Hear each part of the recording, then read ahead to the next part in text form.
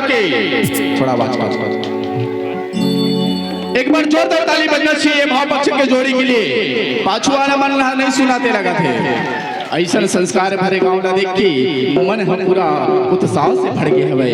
ले वो संगवारी तुम्हारे बीच में पुना हम वो जोड़ी ला बुलाना चाहबो जिन जोड़ी के आप मन इंतजार करत रहियो। जी हाँ, हमारा प्रेम भाई के संग में आवत ही ममता मैडम।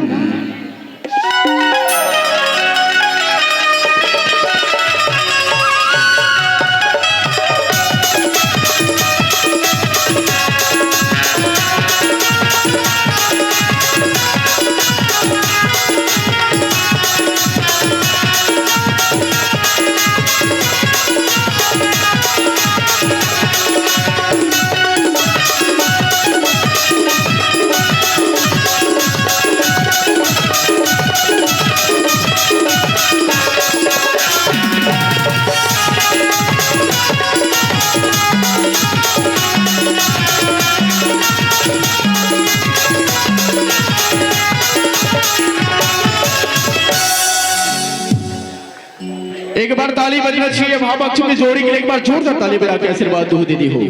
ले फिर संगवारी अब अपन के बीच अब वो भाव पक्ष की जोड़ी मिला मैं आमंत्रित करना चाहूँ जिन छत्तीसगढ़ में अपन कला जगत के नाम से फेमस है, जिन पर नाम कमा है छत्तीसगढ़ दाई के नाम रोशन करे है।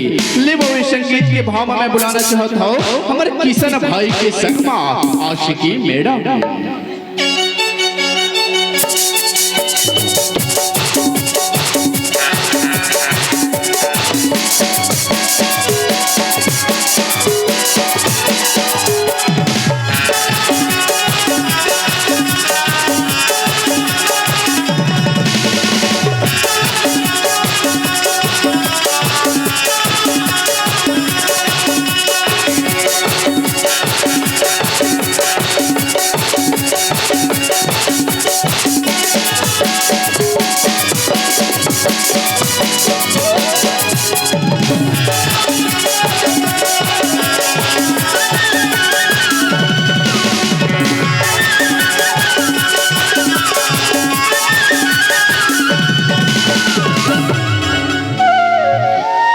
एक बार ताली बड़ी मछी हमारा किशन भाई और आशिकी मैडम के लिए। लगते काली के देखे तो ये लड़का मार वही चला ज्यादा देखा थे। चलो फिर लेकर चलते हैं वो भाव पक्ष की जोड़ी की ओर जिन हाँ पूरा छत्तीसगढ़ में नाम कमाए है, जिकर नाम बालाघाट के हीरो के नाम से जाने जाती। जी हाँ, मैं बात करत हूँ